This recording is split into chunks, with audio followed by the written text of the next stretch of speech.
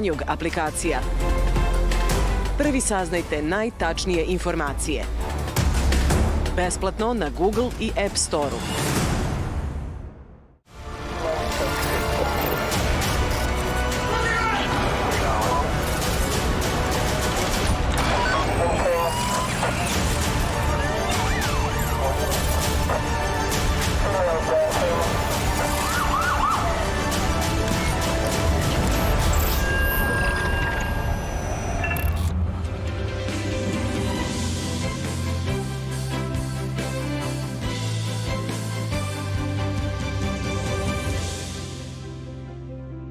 Od sada i Tanjug TV na Telebox aplikaciji. Besplatno.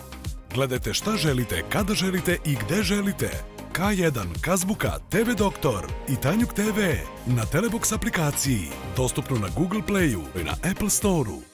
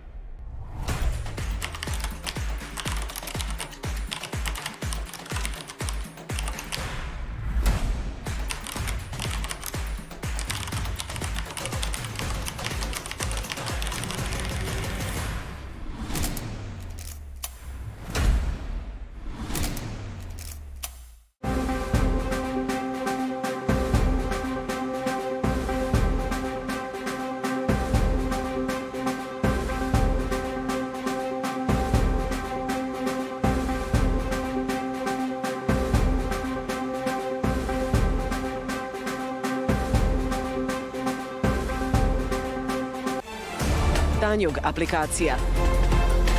Prvi saznajte najtačnije informacije. Besplatno na Google i App Store-u.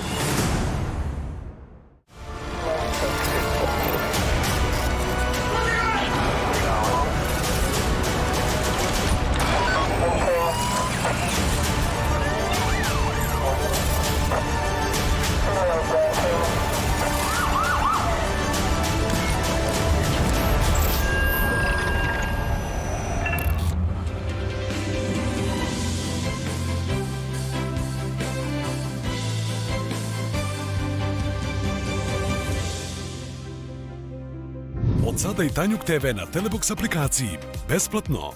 Gledajte šta želite, kada želite i gde želite. K1, Kazbuka, TV Doktor i Tanjug TV na Telebox aplikaciji. Dostupno na Google Playu i na Apple Store-u.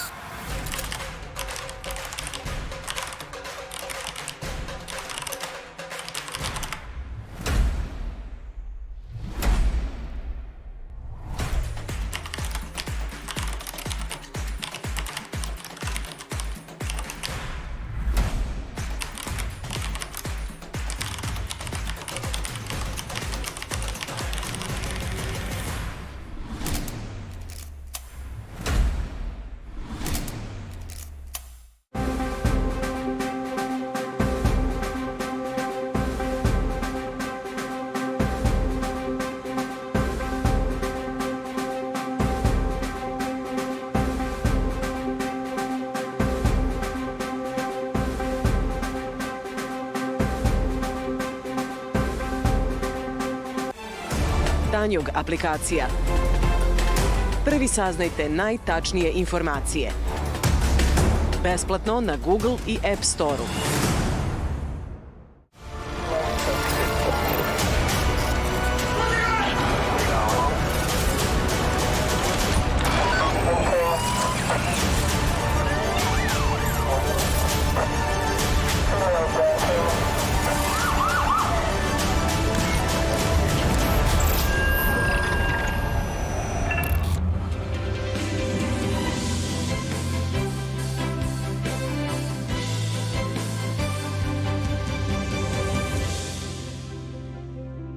Od sada i Tanjug TV na Telebox aplikaciji. Besplatno. Gledajte šta želite, kada želite i gde želite. K1, Kazbuka, TV Doktor i Tanjug TV na Telebox aplikaciji. Dostupno na Google Playu i na Apple Store-u.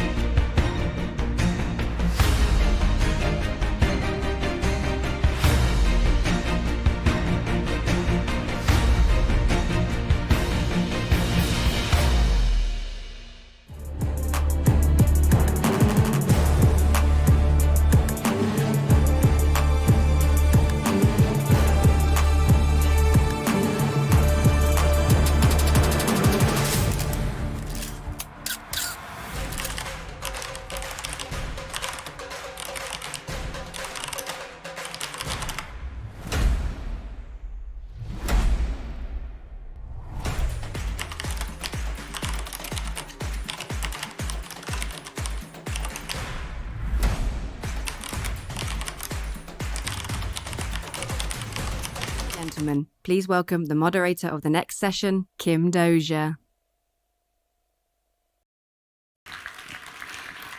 Welcome, everyone, to this panel, which is going to dig into the trials and travails of joining the European Union. I'm Kim Dozier, CNN Global Affairs analyst, here from Washington, D.C., and frankly, really enjoying the break from Washington. I want to invite onto the stage a distinguished audience. We will start with President Alexander Vučić. Please join us on stage of Serbia. And next we have Prime Minister Pashinyan of the Republic of Armenia.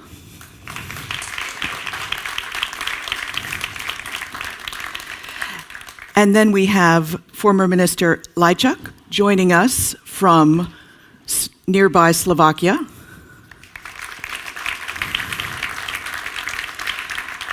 And lastly, former Chancellor Schallenberg from Austria.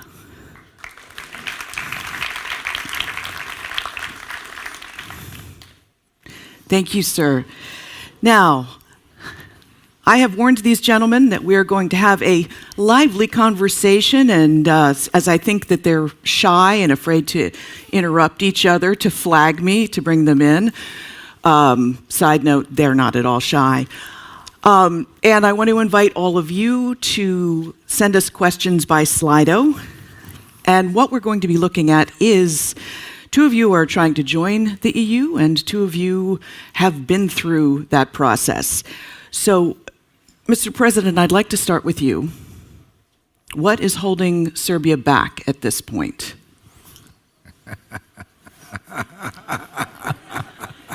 Ask them. Oh, and he's well right. played. He's right. I am. It's anyway. It's there are many things still to be done.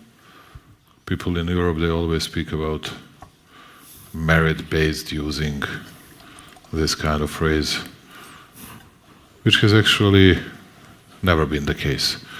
If you remember the situation with Romania, Bulgaria, it has always been a sort of political decision, not something that was based on merit-based criteria. And today we still have many things to do regarding rule of law issues. We have regional issue with Pristina, which is very difficult to be resolved. But at the same time, we have had so far the biggest growth rate and much bigger growth rate than Europe had it, at least in last 10 years. The biggest economic growth rate? Yes, economic growth rate. So they should want you. Yeah, it's not anymore, it's not only an issue of economic development, it's also about belonging to the EU single market, to sharing the same borders or not having the borders between all our countries, which is of an utmost importance, and not only for economy, but for the ordinary people's lives. And there are many other things that why we would like to join European Union. Some people would say values, although when we start defining those values, there are always differences. But the real issue for us, if I may define it, is a bit different than with the others. And it's about Kosovo, as you know. We are very much stick to UN Charter and UN Resolution 1244, which defines that as a part of Serbia, and 22 out of 27 EU countries, they have already recognized Kosovo's independence, and 5 out of 27 did not do that. And this is the issue, because we have to... Belgrade is not yet ready to recognize Kosovo's independence. Bratislava is not ready to recognize it.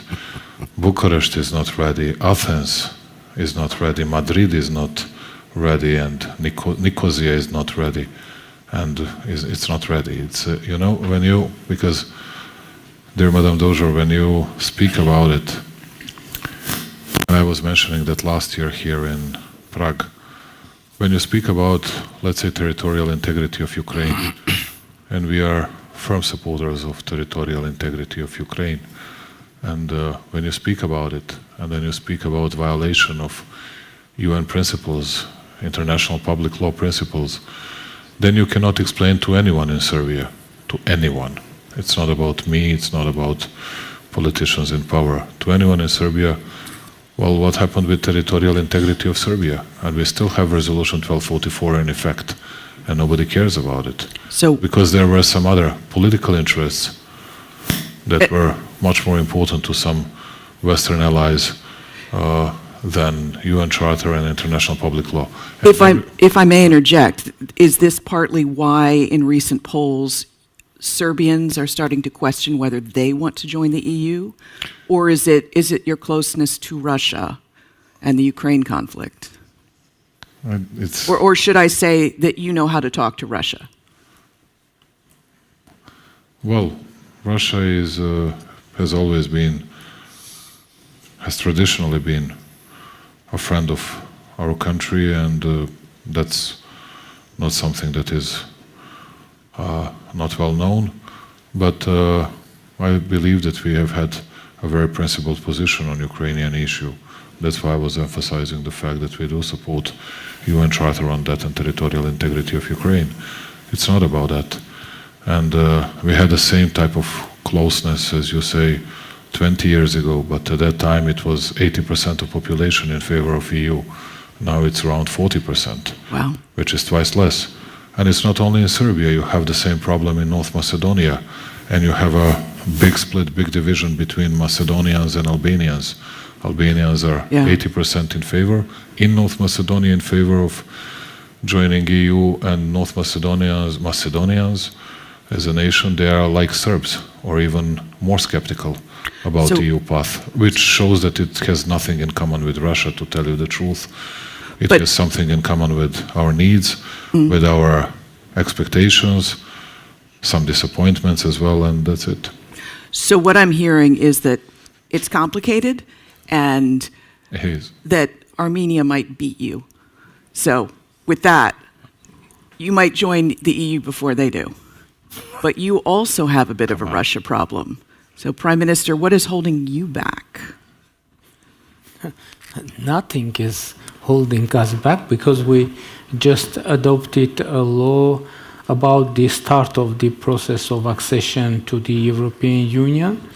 But I'm sorry, first of all, let me express our concern and condemnation connected with Israeli latest action, strike to Iran. And it makes put under question the fragile stability that we have in the region, and we are very concerned. And continuing to that, but in general, you said that we have Russian problem or problem. You have, but you have Russian troops in your territory, which has been a problem for other countries trying to join the EU. And I do want to get to the Israel strike on Iran and Iran's potential response later in the Q&A. So I'm glad you brought that up. So let's bookmark that for talking about in a little bit. But when I was in Yerevan last year, the city was convulsed with the opposition political party having a major Sunday night march through the streets. And so downtown was sort of frozen. And you do have Russian troops on part of your territory. The EU also has energy dependence on Baku, which is a problem. But can you just lay out for the audience some of the things that you're working on to join the EU? I said already that recently we adopted a law in our parliament about the start of the process of the accession Armenia to European Union, and now we have very close cooperation with the European Union. But from the other side, we have no task to cut our relations with Russia, because our policy, our foreign policy is balanced and balancing, and that is our strategy. From the other side, you mentioned rallies. I think rallies are very usual thing for any democratic country, because it is very important to know that in Armenia we have reliable mechanism of free and democratic elections to form parliament, government, and Armenian citizens always have opportunity to express their opinion. But it is very important to state that democracy is a strategy for us. And law I just mentioned, it is not only our goal to go and to become a full member of European Union, but it is another impetus for us to continue and implement and widen our democratic reform agenda, and we hope that in time when we will submit a request for the EU full membership, it will be merit-based request, because we will manage to implement the through overall and deep democratic reforms, and that is our agenda. From the other side, you know that we have a complicated situation in our region, and you mentioned the presence of Russian troops in our country, but I would like to mention that we have also a European monitoring mission in our country, monitoring the situation, bordering situation with Azerbaijan. And from the other side, during the last years, the scale of presence of Russian troops in our country decreased, but from the other side, now we have no task to end the presence of Russian troops, but we have another task to be able, with regional countries, establish sustainable and lasting peace in our region. And you know that recently, this year, we've been able with Azerbaijan to end the negotiations on the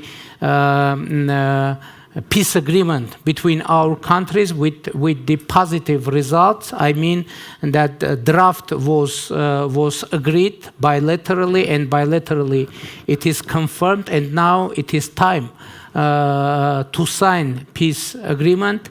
And now we are in the process of consultations with Azerbaijan how to get to that point and to sign peace agreement.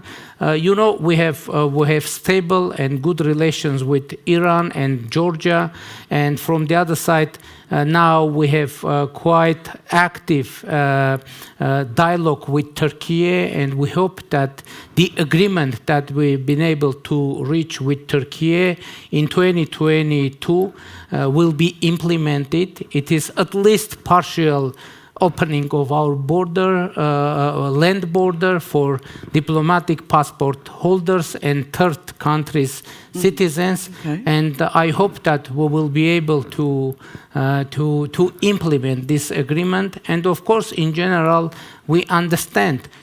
We don't want to come to European Union and to bring conflicts to European Union. First of all, we want to address the possible conflicts in our region, create peace, and bring peace to European Union. That is our strategy. Getting your own house in order. Add something to the peaceful life of European Union. Long may it be so. So, Minister Lajčák, has Slovakia yet voiced its has it endorsed the membership of either country here in the EU, and if not, why not? No, Slovakia's position when it comes to enlargement of the European Union has been quite clear and consistent. We are in favor of the enlargement. We support membership of countries who are willing to join and are meeting the criteria.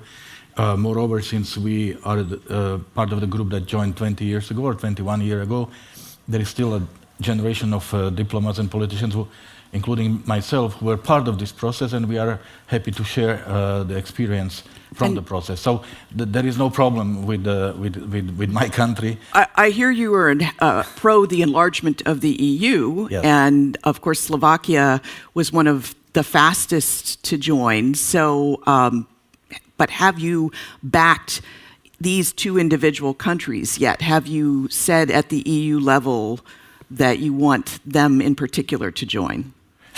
Sure we do. Or do you have hoops for them to jump? If we believe it's good for them, we believe it's good for the European Union. Okay. The problem is that, yes, my country needed 34 months, less than 3 years, to complete the accession negotiations and join the European Union. Serbia started the process in 2014, so it's already 11 years, and it's still a long way to go. So that means that for us, the process was very clear, very credible, and it had a huge transformative effect. Over years, we lost this. The process has become more blurred, more complicated, extended. I read somewhere that nowadays you need like 300 consensual votes in the European Council to get through the process. That means there are 300 opportunities that one single member state can block you at any state. So this hardly motivates the candidates and helps them to address the painful issues of reform. So we have the issues with the credibility of the accession process. And also we need to find the right balance of the political and technical aspects. It's not a technical process, it's a political process based on meeting the technical criteria. You cannot be too bureaucratic and you cannot be too ideological. But the good news is that European Union has regained the momentum, has found the momentum for enlargement. There is a positive pro-enlargement atmosphere in Brussels and among the member states, and that opens this famous window of opportunity, and I really hope that both Serbia and Armenia will be able to use it and benefit from it. So what I'm hearing is that, yes, Slovakia would like both of these countries to join, Armenia and Serbia, but you also recognize that the process has become much more bureaucratic, complicated, many more hoops to jump through. So I guess your main advice to them would be patience? I think they have been overly patient already, because for the last 10 plus years, we have been more talking about the enlargement than working on the enlargement. What is really important is to be aware that there are no shortcuts, there are no discounts, because if you want to be able to function in the community of European member states, you really have to fulfill the criteria. But at the same time, of course, we are all different, and we on the EU side need to recognize the specificity of each country. And countries like mine are always those who are trying to help, advise, and of course to be the good advocates for the enlargement. Chancellor, we come to you. By some accounts, it took Austria a number of years to ascend to the EU. You had to get rid of the shackles of the Soviet Union, which meant you had to become neutral. And that was one telling of the tale, that your neutrality was initially an obstacle. But you're here now. What is your advice to these two countries in particular? I would turn it around. Okay. There's no advice for those two. I would advise us within the European Union. We have the wrong mindset. And Miroslav was already pointing this out. There was once upon a time, the European communities knew that enlargement is actually the strongest geopolitical tool in the toolbox. When Greece joined in 1981, when Spain and Portugal joined in 1986, it was to strengthen young democracies. And it wasn't about did they or can they apply each and every letter of their acquis communautaire. It was a geopolitical, geostrategic endeavor. And now we have lost this mindset. And I believe the Russian attack on Ukraine brought it probably back to some capitals that we have to start thinking in these terms as our forefathers did. For Vienna, it's very clear. You go 500 kilometers to the east, you have Ukraine. You go 500 kilometers south, you have Bosnia-Herzegovina. Both are neighborhoods. We have to stabilize this neighborhood. And I would say this is probably the geostrategic litmus test for the capacity of the European Union, the geostrategic capacity of the European Union. If we fail in our neighborhood, then we should stop talking or fantasizing about the EU role in the Middle East, Northern Africa, or elsewhere. So my advice would be stop with this bureaucratic approach, number crunching, see it in geostrategic terms. And by the way, Southeastern Europe, we call it the Western Balkans. I prefer Southeastern Europe because it's Europe. It's not the backyard. It's surrounded by EU member states. All problems they have are our problems. Some of them even originate in EU member states, if I think about migration. Any migrant normally has crossed an EU state before arriving in Southeastern Europe. So this is not our backyard, this is our patio. And history has shown again and again, if we don't have lasting prosperity and stability in Southeastern Europe, we don't have lasting stability and security in Central Europe. And we have seen what that can create as a problem with World War I and World War II. So let's get our act together in Brussels and the capitals of EU member states. So we have a number of Slido questions coming in, and many of them are for you, Mr. President, but a lot of them focus on Serbia's relationship with Russia. And so I have a question for the whole panel. Right now, a number of EU plans having to do with limiting, sanctioning Russia, limiting investment in Russia, limiting Russia's ability to fund its war against Ukraine, have been stymied by Hungary or the current Slovakian government. If Serbia joins, you've got one more country that also has a close relationship with Russia. I mean, Mr. President, would you consider arming Ukraine? Would you consider stepping up support and sanctioning Russia, stopping any energy purchases, et cetera? And how would Moscow react to that? You know, we are not fully dependent, but we are very much dependent on buying gas from Russia. More than 80% of all the quantities we are getting from Russia through that Turkish or Balkan stream, whatever you call it.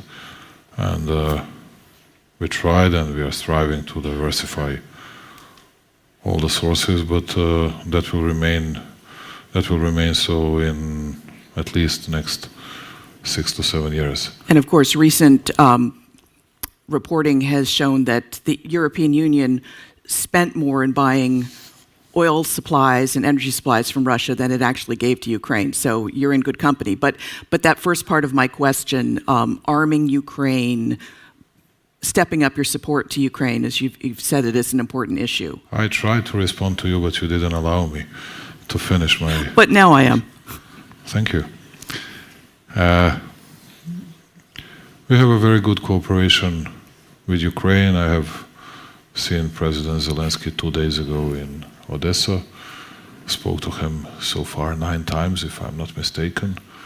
And Ukraine has always been a friendly country towards Serbia.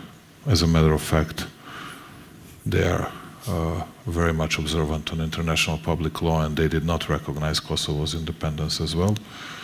They did not even invite Pristina to Odessa meeting, and that's what we appreciate very much, and we have nothing against Ukraine. And speaking about arming up someone, we have no right, according to our laws, to sell and to send any kind of equipment to Russia, either to Ukraine. Some people say that through third countries they were getting some of our equipment. No doubt, whenever you sell it to whomever you want in the world, then both of them, particularly Ukraine, will get something from European countries or from the States or from some other countries, but we cannot do it directly and we cannot do it on purpose, and we don't do it. But we have always a lot to discuss and a lot to cooperate with Ukraine, and we offered our huge support for restoring and renewing their 2 towns and 1 region. Also, we provided big financial support.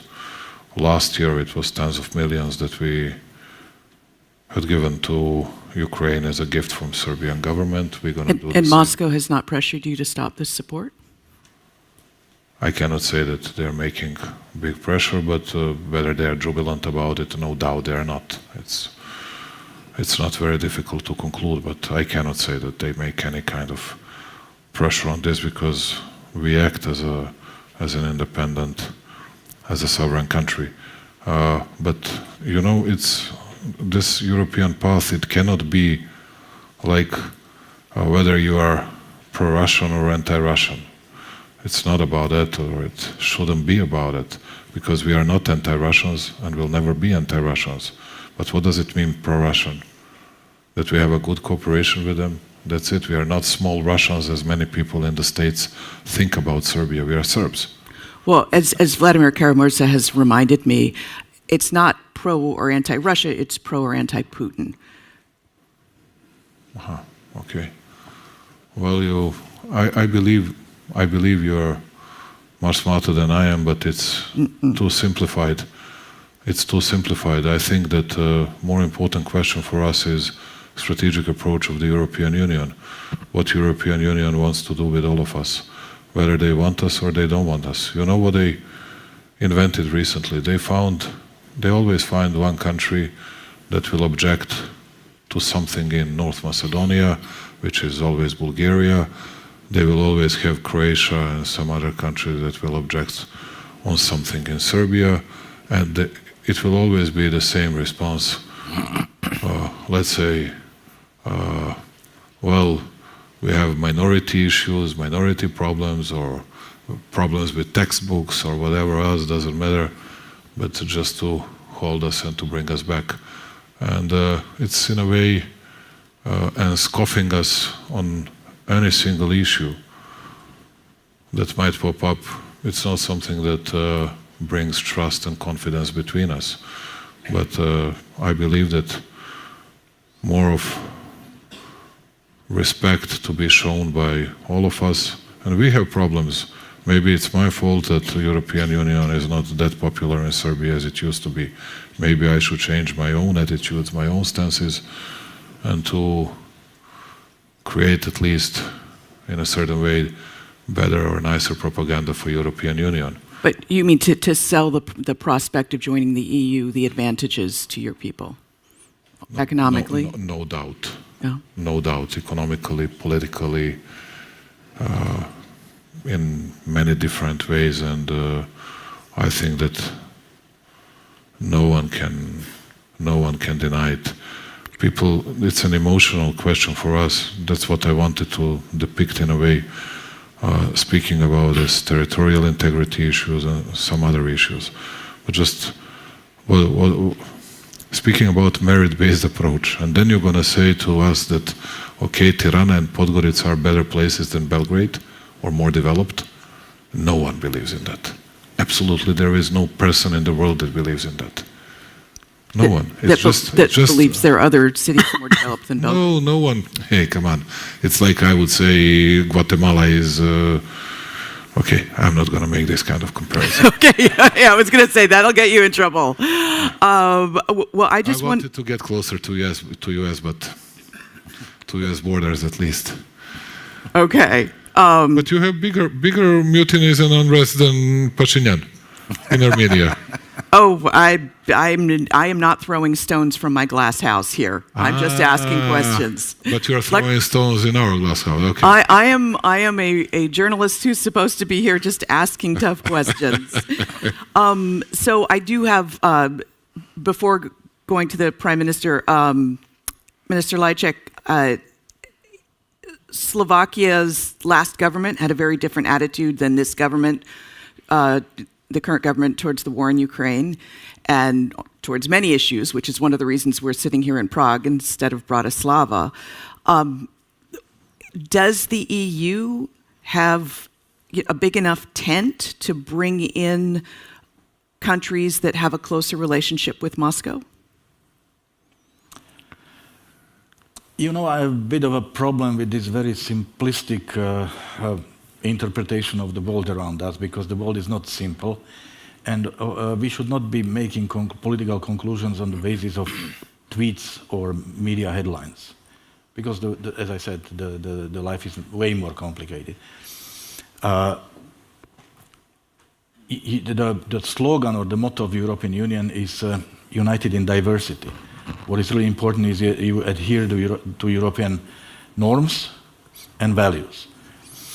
And there are mechanisms that, of course, are there to assess whether this is happening. But it's like when you read the media and you know the reality, then you cannot stop wondering how different, how distant the media picture is from the reality. So therefore, I think we are responsible people, diplomats, politicians, and we should really look into the substance and avoid drawing conclusions on the basis of what media or some media or some people are saying. So that's first, and there is no reason to be worried about my country. Nobody is perfect, but we are a loyal member of the European Union and North Atlantic Alliance, because we know that this is our area of vital importance. This is what brings us safety, security, prosperity, and there is no doubt about that. And as I said, we are also trying to help those who want to join the European Union to achieve that goal, because exactly we want them to benefit the same way we have benefited. And I might be a bit provocative here, but aren't we a bit obsessed with Russia and with China here in our space? I mean, I spent 1 year as the president of the United Nations General Assembly. The world looks very different from there.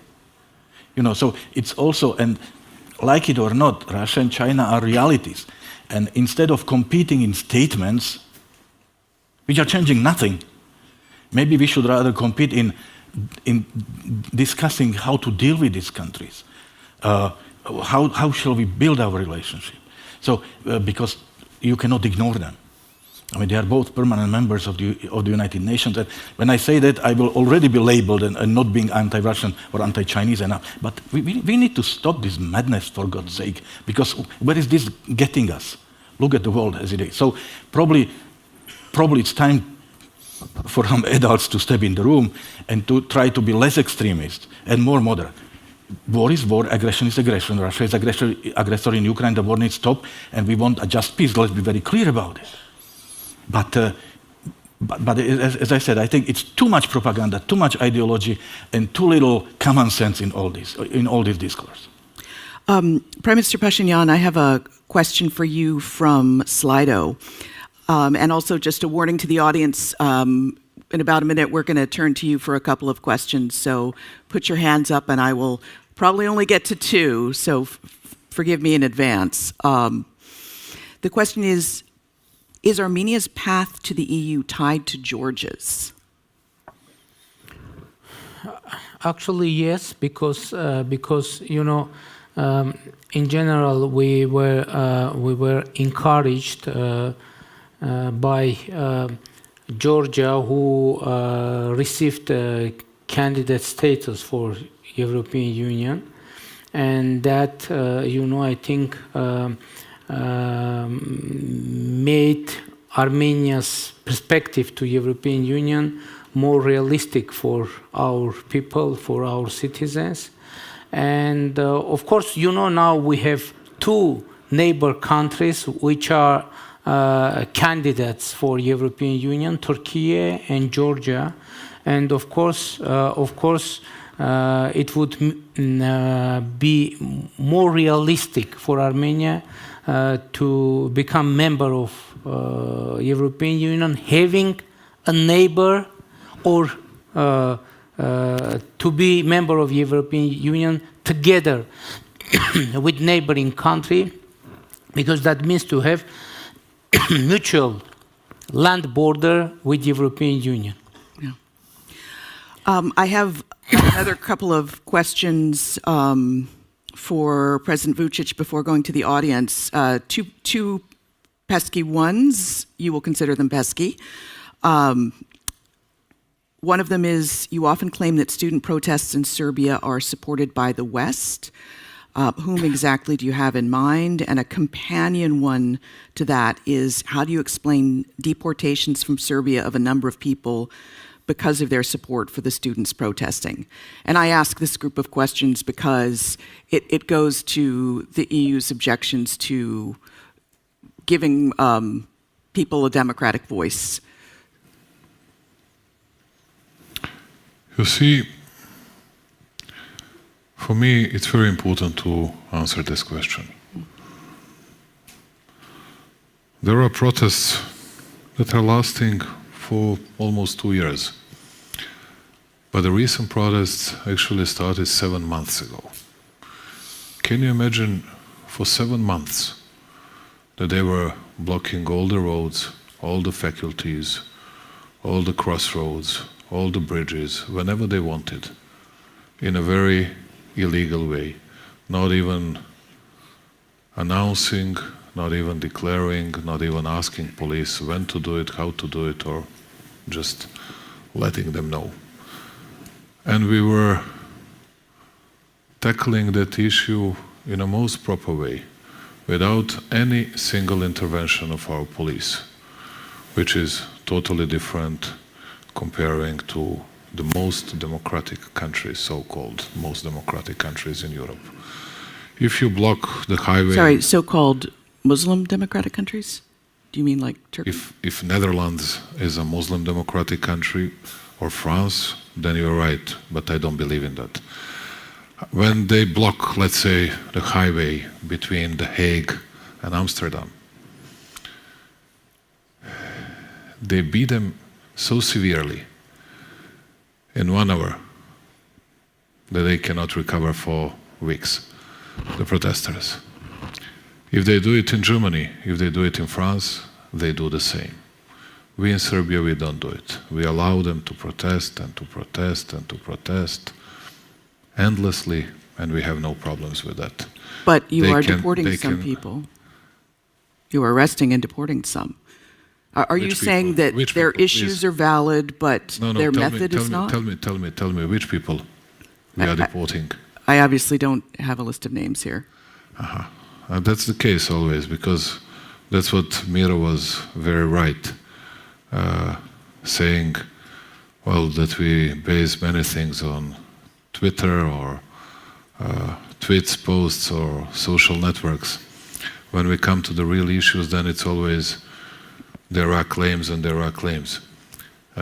Yes, there were 34 people that were temporarily expelled from the country in the last 7 months, but not Serbian citizens, of course, citizens of the other country that were involved in all these protests and demonstrations. But I come back to my question, do you believe that they have a right to protest and that their issues are valid and you just didn't agree with how they did it?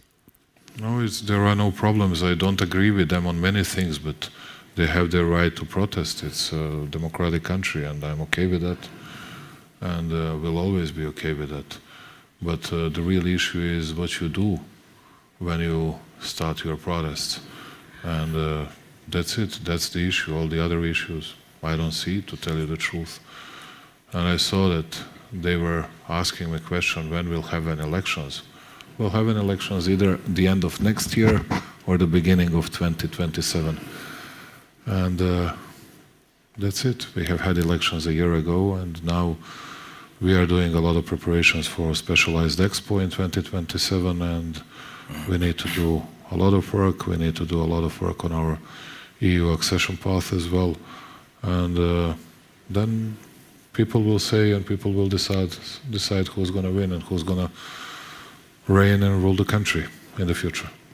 I have to say that while you say you want to join the EU, you just called the Netherlands and France, I believe, Muslim democratic country. No. You mentioned Muslims. I didn't mention Muslims. I said it to you because I can't hear you very well. I got my ears blown out in Iraq. I was not mentioning Muslims at all. Okay, so that was my mistake. No, I was saying that speaking about democratic issues, that they act in a very democratic way. Okay. Beating those protesters, but we are not that democratic, and we don't do that.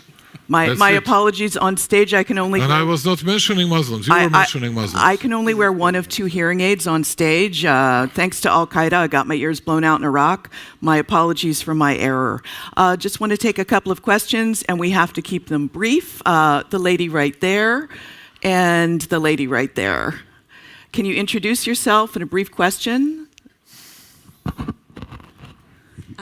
Hello, my name is Eleonora Tafuro. I work for a think tank based in Milan, ISPI. I have a question for Mr. Pashinyan. I had the pleasure to interview you in Milan in 2019 when Armenia's bid to join the EU was science fiction. We would never imagine to live these days.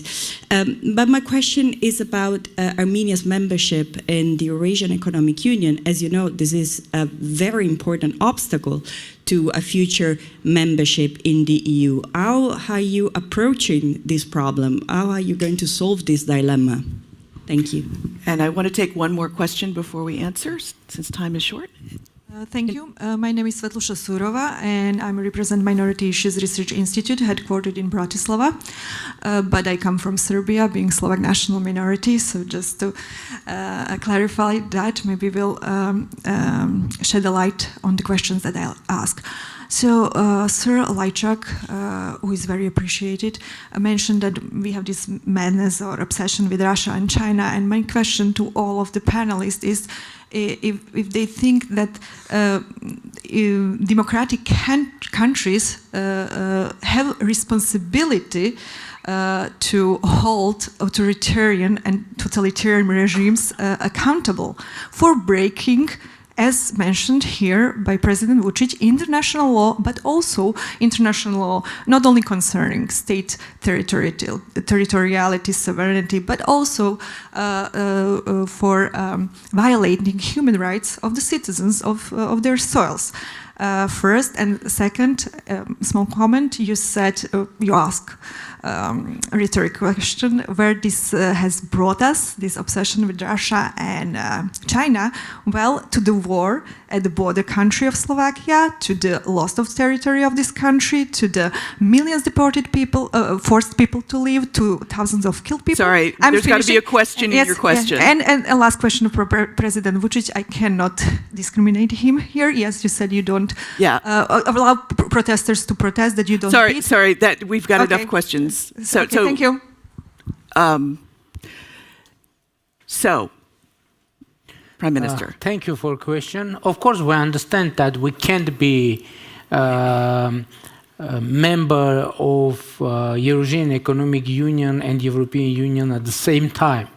And obviously, at a point in the future, we will need to make decision. So, but it is very important that decision will be made by the citizens of Armenia, of course, with the leadership of the government and parliament of Armenia. And now, as I already said many times, that at least to the point that there is no strict need to make that decision, we will continue our democratic reforms to be as compliant with the standards of European Union as it possible. And when that moment will come, we will put that question on the table. I mean, into political agenda of Armenia, and together with our citizens, we will make a decision. So my other question, Chancellor, I'd like to, from here, yes, to respond to that. I mean, what is Austria's responsibility, for instance, towards autocracies, and are you comfortable, for instance, with Serbia's treatment of its protesters? They're very different questions. They're very different questions. No, on the question on Russia and China, what's the very clearly, what's very the clearly. issue with treating protesters? What's the problem? What happened to protesters? Tell me, please. And as you can see, there are allegations that they're from human rights groups that they aren't allowed to. Forget it. Tell me one allegation. That there is a. What? Various EU officials have expressed concern that there's not enough freedom to express oneself politically in Serbia. It's one of the issues that I know that I can tell you're upset with the EU for it. I'm channeling the question that I've read from. Tell me, EU Madame critics. Dozier, what happened to protesters that was bad? Just tell me one thing. The expulsion and arrests that have chilled. But this is about.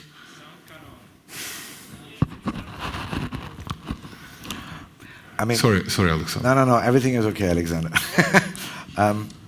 I believe this is a more complicated thing, and I would plead with you a little bit. We should stop if you're in politics, the world is not black and white. You can have this luxury if you're working for a think tank or you're on social media. We should get a little bit more emotionality out of the debate. We should start to see the world the way it is and not the way we would wish it to be. You asked beforehand on totalitarian regimes or in general treatment of countries which are not, acting the way we would like. I believe here again you have to make a difference. For us very clearly, and for me very clearly, if one country invades another one, under what pretext ever, then we cannot be simply bystanding and saying that's okay. You violate the principles of UN Charter, that's okay. Because these principles are keeping us safe. We are a small country. We don't have nukes, and I don't want to live in the planet where you have the law of the jungle. So there's a clear reaction. But again, what we are doing in Europe, and I believe that's what you're referring to in the debate, we are demonizing things. I remember the debate we had in the Council of blocking, giving a visa block for every single Russian citizen, 144 million people. I was against it. We have to make the difference between Putin and his henchmen and Russia. Russia will remain our biggest neighbor. Russia will remain part of European history. Russia will remain part of European culture. And we should be a little bit cautious about demonizing. And that is, I believe, what has been meant in the debate beforehand. The world is not black and white. The world is extremely complicated, and I believe we do not a favor to any European debate if we say, you are pro-Russian because you said a nice word, or you don't repeat the sentences. I got shitstorms because I said I will continue to read Russian literature and listen to Tchaikovsky. Let's be very careful. There was once a regime in Europe where they banned books, they burned books, they banned things. Cancel culture and ghosting is not something you can do in foreign policy. We can do it on social media, not in foreign policy. Be very careful. Let's be very careful on what kind of thinking we embark here. And Minister, did you have a response? Yeah, I mean, I fully agree, as usually, with Alexander. What I want to say, I'm a strong believer in the European Union. I really believe that this is the most successful union of countries on this planet. And I also believe that the European Union is strongest when we lead by example. That means when we put our house in order, when we don't go around lecturing or patronizing, but we perform the way that others want to be like us, others wants to join us. This is who we are, and this is when the European Union is strongest. I don't agree when we are trying to hide behind others. Like, when it comes to the Balkans, I've been asked a million times the question, what about the third players? And I said, forget the third players. I mean, we are the main player, and the third players are only using the space we are left open for them. If we are not doing our work properly, then there is a lot of void space which the others are entering, and then don't hide behind them. That's logical. I mean, so if we are serious, they are serious. And my last point, yes, we have a war in Ukraine, which was, I mean, the Russian aggression in Ukraine. What worries me as an European is that we are not at the table. Why is it Turkey, Oman, Qatar, Saudi Emirates, with all the respect to these countries?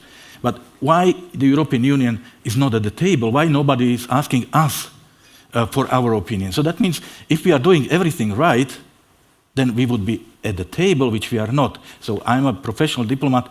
I really believe in diplomacy, in the power of dialogue, and this is where I want to see the European Union. Thank you. And we only have a few seconds left, but begging some time from the organizers, Mr. President, I wanted to give you a last moment, because this Q&A and asking you tough questions is one of the signs of democratic debate. So, but you have had large demonstrations.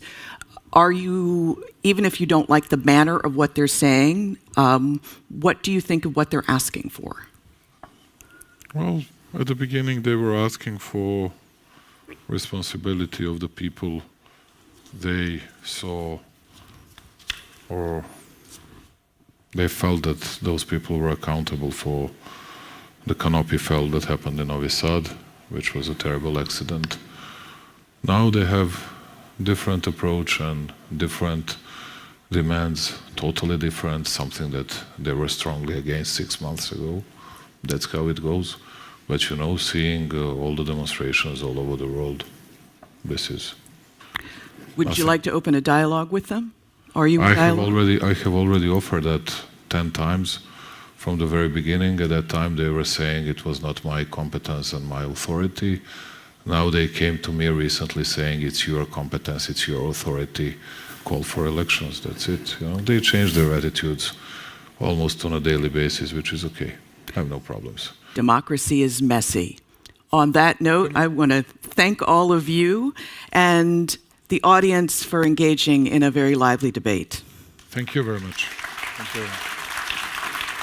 And now, folks, we're going to continue right after a very short video with a panel called Middle East, Is a Path to Long-Lasting Peace Possible? So don't go anywhere. We'll be back soon.